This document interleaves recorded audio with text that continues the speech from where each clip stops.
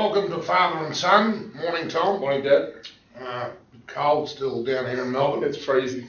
Well, we were spot on. They called the election as we anticipated in our last week's broadcast, and now, of course, the whole thing's up and going. What's your early view? Well, thus far it's a pretty boring campaign. I mean, both sides have come out with some very forgettable slogans. Everybody's been making fun of Julia Gillard saying moving forward and going forward about 40 times in her speech. The Liberal slogan I actually can't even remember, but it's something about a commitment to action. What I would like to see, and I think what the voters would like to see, more so from the opposition, is some policy work that's coming out. Now, I understand this morning there's been a press conference. You mentioned to me about cutting out some spending out of the public service. I mean, that will upset people in Canberra. The rest of the nation. The Liberals never win that seat. The rest of the nation will love that. Well, it will, but is it a vote change? I think the Liberals need to come up with some big policies, something about health, something about education, something about, I don't know, population policy, but something that's going to grab people's attention, because you can't keep running just a negative campaign. And of course we see the news that Labor, in a whole lot of marginal seats, has done a deal with the Greens on preferences. Yeah, that really annoys me, because I live, as you do, we both live in the seat of Melbourne. And because the Greens have done that, I'll be now giving my second preference to the Labor Party. I would have given it to the Greens, and the result is that I don't think they'll win the seat of Melbourne, because they're going to annoy the Liberals no end. I think they're quite right though, Tom. They've got to get back to the economy. And now the Howard government had a wonderful record of running the economy. The Rudd-Gillard government has had a dreadful performance, and I think that's where a lot of people want to look at, and they want to see things coming from Abbott about the economy.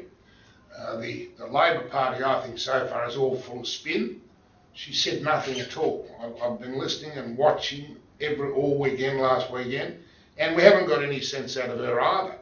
So I think Abbott's right to start off on the economic matters, but I agree they've got to come out with some policies. I think they will. The problem is that neither party has a lot of leeway in terms of spending money, because we've got this huge deficit. Well, it's all been spent. And of course, the Liberals, one policy they do have is to still oppose the mining tax, the new one that even the mining industry has now agreed to. Well, so, no, only the big miners. Well, but the big miners were going to be contributing the bulk of it. I mean, whether the small ones were or not was never going to make much difference. No. So that's another, well, you could have a debate about how much money it would have raised, but whatever it would have raised in the estimates, that's not available to the Liberal Party. Look, some credibility on economic matters would be good. Sadly for Abbott, he's getting drowned out at the moment early on by this debate on work choices, which, is one of the policies or one of the electoral issues that probably lost John Howard the election in 2007. No doubt. And yesterday I was in at 3AW here in Melbourne. Tony Abbott was there being interviewed by Neil Mitchell, and Neil Mitchell actually got him to sign a piece of paper, which he subsequently had framed, that work choices, he said, dead, buried and cremated, which is the wrong order for those things. You would have to cremate something, then bury it. But anyway, that's what he was trying to say. Then he appeared on television and he said, well, only in the first term if we're elected. And obviously then he said, I can't give you a guarantee about all aspects of industrial relations policy.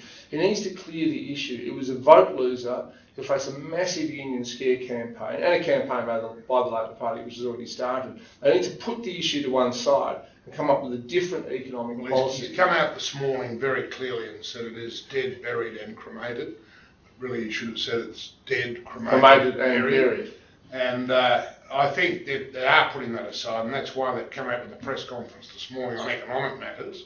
It'll be interesting to see what they do come out, or what other policies they do come out with. Well, when you think about what can you do, I mean, you don't want to make a guarantee on interest rates, because that's what the Reserve Bank does, and John Howard made that mistake again in 2007, saying that rates would always be lower under the Liberal Party. And then well, they usually are. They usually are, but it's a difficult one because it's not something you can directly control. No. But if you cut the deficit and you cut spending in Canberra, it's going to take the pressure off the government having to borrow, and currently they're borrowing $100 million a day. Well, if that's a link that you can in creating people's minds that will actually both cut spending and cut the deficit and reduce the impost of government on the economy. But the problem with that is that I think Australians, I think it's a sad state of affairs, Australians as a whole quite like big government now. They increasingly say, oh, the government should do this and the government should do that. And I'm not sure it's a vote winner anymore to say, you know what, you should be personally responsible for what you do and stop, worrying about the government or stop hoping that the government will shower you with tax cuts or benefits or whatever.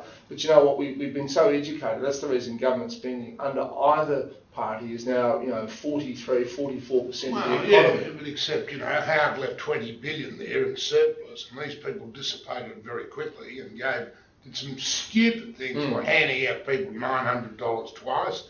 That was 25 billion.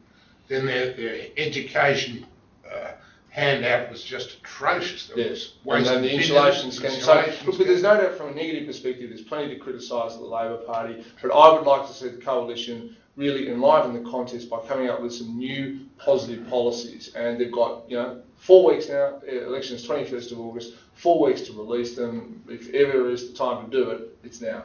Well, the only issue is, and I learnt this from Malcolm Fraser, one of his few very good points, he said you win elections by whacking the opposition. And a negative campaign is always the most successful.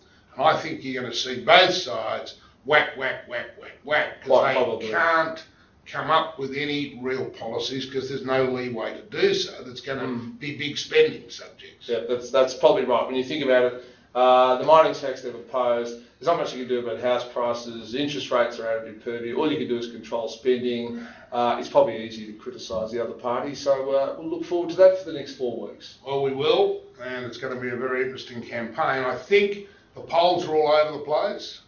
Well, they are, but you remember national polls. I mean, elections are not decided what, on average, everybody thinks. It's what people in marginal seats think. Exactly. And they're ranging from plus 48 to 52. With about 4%. Probably that's the swinging vote, and that's the vote that both parties are going after in the key seats. And I think the most important state is clearly Queensland, where there's about 8 seats that could change hands. And it's going to be very interesting. I think you'll find both Gillard and Abbott will spend a lot of time in Queensland. Well, Gillard might not, because she's not too popular up there. A lot of Queenslanders are very upset how Kevin Rudd was deposed. So, that might swing against her. Well, it might swing against her. I was intrigued to see yesterday at a thing I've never heard of called Welcome the Babies. It's like a sort of coming out parade, but not a debutante's ball. It's for newborn babies. There's Julia Gillard. What would she know about? Well, exactly, a childless atheist. Well, one mother was quite impressed at her ability to calm her distraught toddler. So maybe Julia Gillard has hidden talents. Well, I don't think we'll ever know whether they ever put it in practice. It doesn't seem as though they're going to be. There's an old saying about you should never work with children or animals in television. I'd say the same should go for politicians. I agree. But they do it all the time because they think it's a vote winner. All right, we'll be back next week and we'll give you more on the election campaign as it goes on and on and on. It's a long 32 days, but we're looking forward to August the 21st. And life will go on after it. Exactly. Thank you, Tom.